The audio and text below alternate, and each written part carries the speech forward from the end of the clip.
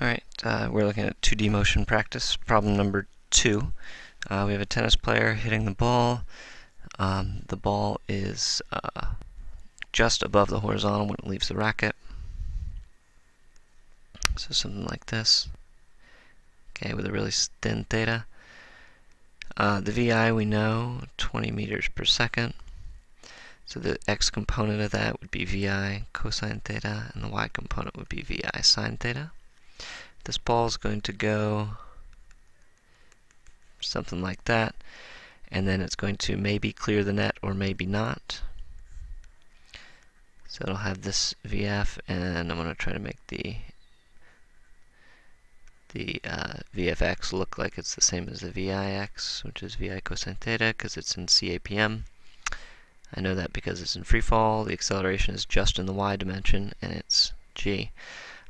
I'm going to pick up as positive, so the acceleration is going to be negative g.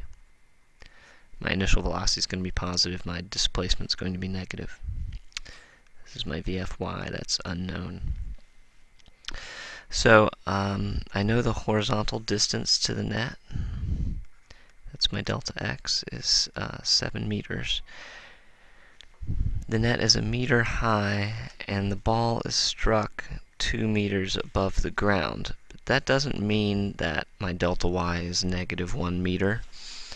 The way I'm gonna frame this problem is I'm gonna look at the ball when it gets past the 7 horizontal meters and ask how high it is off the ground. And if it's high enough, then I'll say that it's cleared. There are a few different ways to frame this problem, but I think this is the most straightforward. So I need to look at my x dimension to find my delta t. So in the x dimension, it's just CVPM, and the initial velocity, or the velocity the whole time, is VI cosine theta. So my delta t is delta x over VI cosine theta.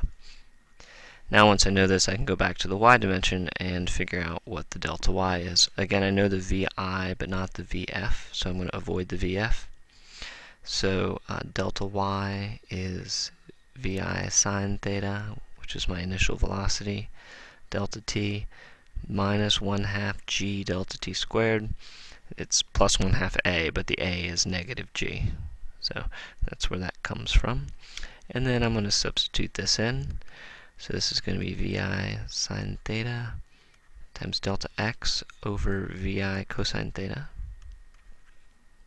And this is going to be minus g times delta x squared over 2 from the 1/2.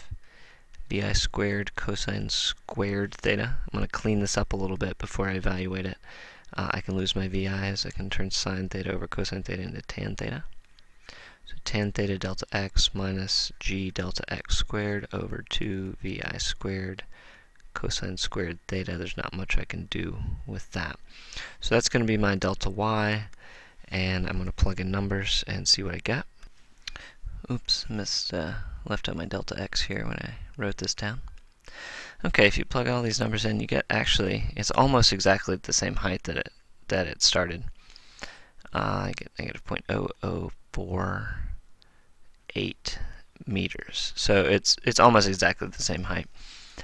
If you vary the launch angle, this changes a little bit. If you go horizontal, then it drops about 60 centimeters. So there's even a little bit of variation here will have some effect on what happens. So this means that it's 1 minus that off the ground, which is very nearly 1. It's still 0.9952 meters above the net, rather.